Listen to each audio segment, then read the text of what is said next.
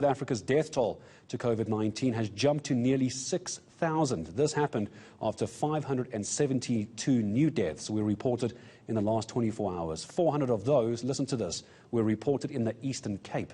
Let's bring you the numbers around the country now. This comes just a day after questions were raised about the number of deaths reported in Nelson Mandela Bay since the start of this month. 114 further deaths were reported in Gauteng, 35 in the Western Cape, 18 in KZN and 5 in the Free State. The number of confirmed cases jumped by more than 13,000. But all is not lost. The country's recovery rate has improved even further. That recovery rate now sitting at 58%. This means almost 230,000 people have already recovered. Well, trauma admissions at a Port Elizabeth hospital have dropped by more than half since the alcohol ban was reinstated. Health Minister Zweli Mkhize is in the province for a second day following growing calls for the removal of Health MEC Sindiswa Gomba.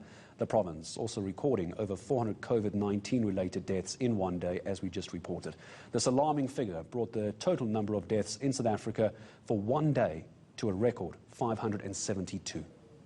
At least with the alcohol ban, the trauma has decreased. So we did with alcohol with the ban, yes. Yeah, so we definitely saw the decrease. What would you say your decrease is like? 10%, 100%, 50%? With 50% plus, 50%, definitely on the trauma side. That's been a trend, 40 to 50%. Exactly.